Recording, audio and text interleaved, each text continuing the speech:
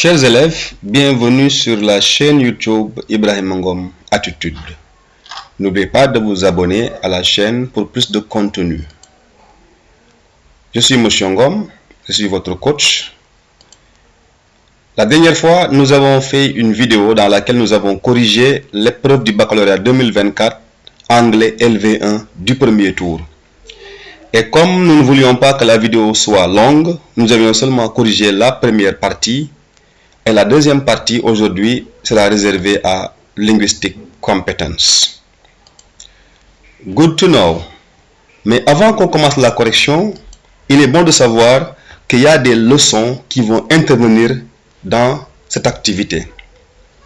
Il vous faut d'abord maîtriser certaines leçons de grammaire pour pouvoir répondre aux questions, notamment Giving Advice in English. C'est une leçon que j'ai faite sur ma chaîne YouTube. Je vais vous partager le lien dans la description de cette vidéo. Donc, Giving Advice, vous allez l'utiliser pour répondre aux questions. Une autre leçon dont on aura besoin, c'est Conditional Clauses, If Clauses, ok? The Conditionals. On en aura aussi besoin pour pouvoir répondre à une question dans le Linguistic Competence, baccalauréat 2024, premier tour LV1. Vous aurez aussi besoin de la leçon sur Word Formation. Et je vous assure que j'ai fait une excellente vidéo avec les élèves du concours FASTEF. Nous avons révisé ensemble et nous avions fait une vidéo de A à Z sur Word Formation et des exercices corrigés à l'appui. Vous aurez aussi besoin de Tag Questions parce qu'il y a une question qui porte sur Tag Questions. Et maintenant, pour le essay writing, il y a des vidéos que j'ai déjà faites sur essay writing. J'ai aussi fait des vidéos sur letter writing, sur email writing. Allez juste sur la chaîne YouTube Ibrahima Ngom Attitude et vous trouverez tout ce contenu qui peut vous aider pour cette activité et les années à venir. Inshallah. Ok. Linguistic and Communicative Competence. Question 1. Read the situations below and use the expressions in the box to react by expressing advice and condition. Here you have should or should not, wish, and if. Situation 1. Many illegal migrants violate international migration laws. Express advice. Situation 15, you have 14 and 15. Situation 15, migrants see a window of opportunity. That is why they are willing to take risk. Expressing condition. Qu'est-ce qu'on vous demande de faire? Ici, vous avez deux situations, 14 et 15. La situation 14, vous avez une phrase, Many illegal migrants violate international migration law. Et on vous demande de manipuler cette phrase-là jusqu'à avoir un conseil. Donc, à travers cette phrase que vous avez ici, vous allez réagir par un conseil. Express advice, donc giving advice, une phrase qui exprime un conseil. Et la situation 15, une phrase qui exprime une condition. Tout à l'heure, je vous ai montré la vidéo dans laquelle j'ai fait la leçon sur advice et la vidéo dans laquelle j'ai fait la leçon sur condition. Allez voir ces vidéos et vous serez plus à l'aise pour répondre à ces questions. Maintenant, on va utiliser maintenant ces expressions-là, should, wish et if. Should si vous voulez should not ou bien should sans note. On a mis ça entre parenthèses. Allons-y. 14. Situation. Migrants should not violate international migration law. Ici, on a dit beaucoup de migrants violent les lois de la migration internationale. Ici, on dit quoi? Les migrants ne devraient pas violer. Ici, should pour donner un conseil. Pour donner un conseil en anglais, on peut avoir to advise, should, ought to, had better, if I were you, if I were in your position, if I were in your shoes, it's time, it's high time, it's about time. Ce sont des expressions qu'on peut utiliser pour donner un conseil. Allez voir la vidéo, vous serez plus à l'aise pour faire cet exercice. Donc, moi, ma réponse c'est Migrants should not violate international migration law. Parce que should ici, c'est un conseil.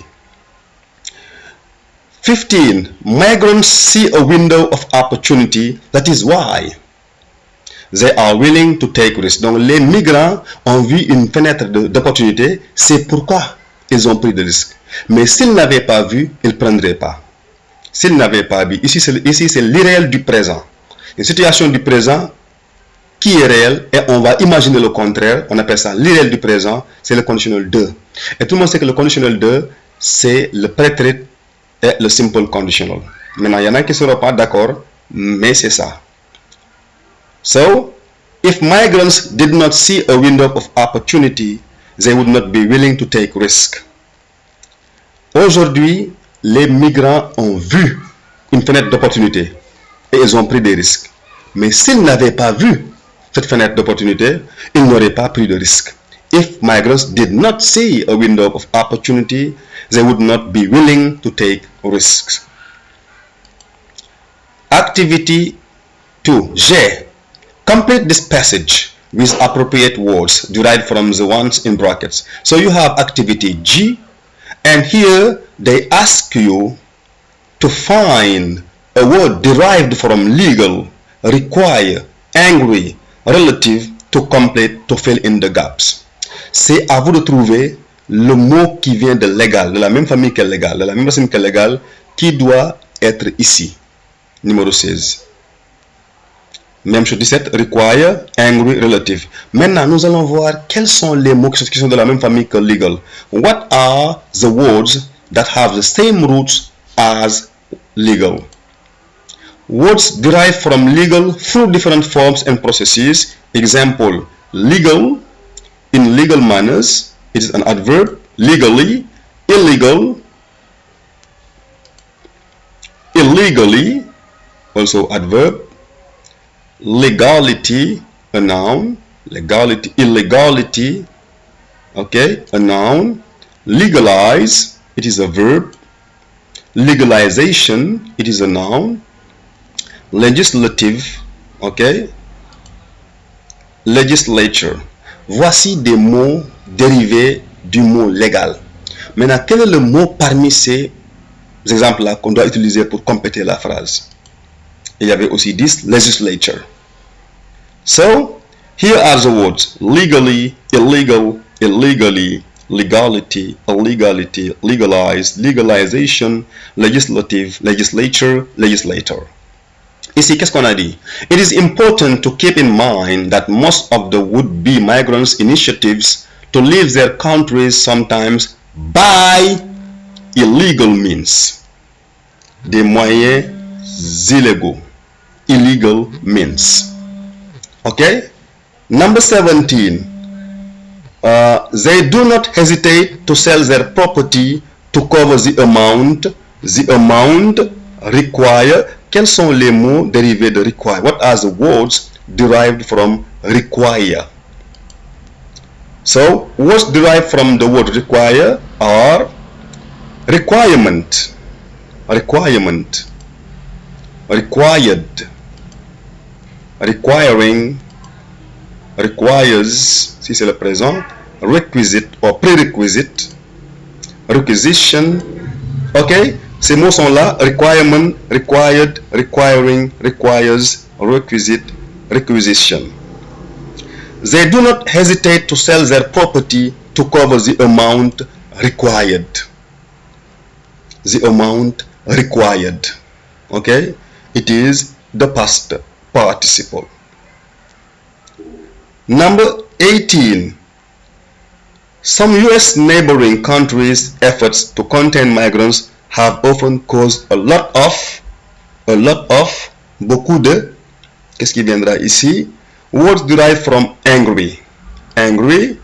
So you have anger, angrily, angered, angering, angerless, anger, angrily, angered, angering. Angerless, c'est un mot qui est très rare mais qui existe.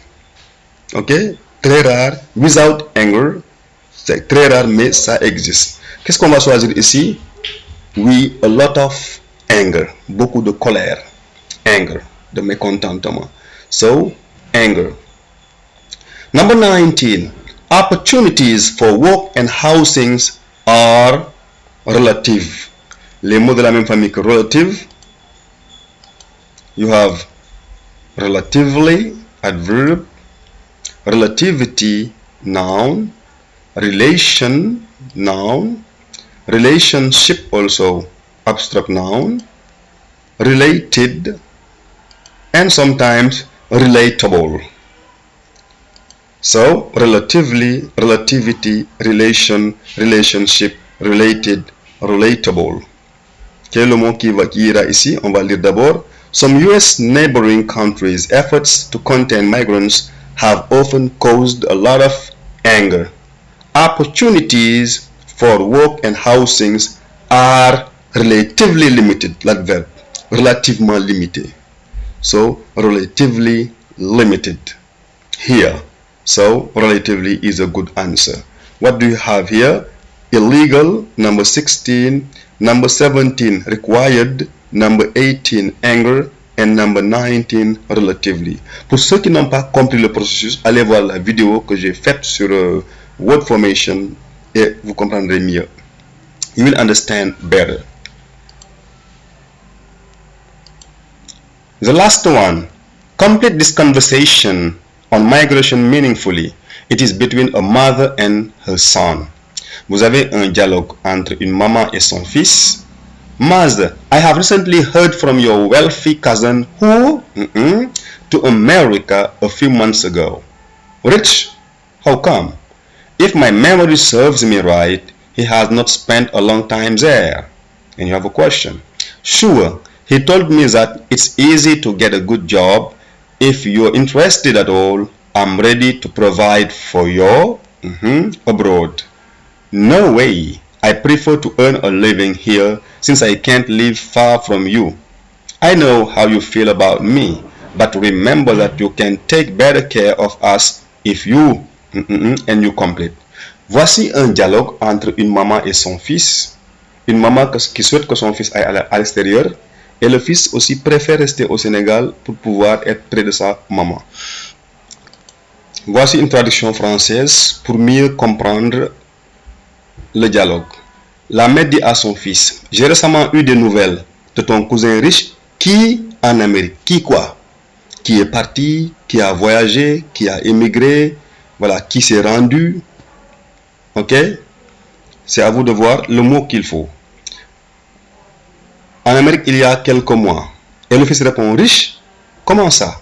Si ma mémoire est bonne, il n'a pas passé beaucoup de temps là-bas. N'est-ce pas? Tag questions. N'est-ce pas? En anglais. La mère répond, bien sûr. Il m'a dit qu'il est facile de trouver un bon emploi. Si tu es intéressé, je suis prête à financer à financer ton voyage, à financer tes frais de voyage, à financer tes papiers, à financer, voilà, tout ce dont vous avez besoin, en tout cas que ce soit une phrase correcte. Tout ce que vous voulez. Le fils répond, pas question. Je préfère gagner ma vie ici, car je ne veux pas vivre loin de toi. Et la maman répond, je sais que tu ressens ce que tu ressens pour moi.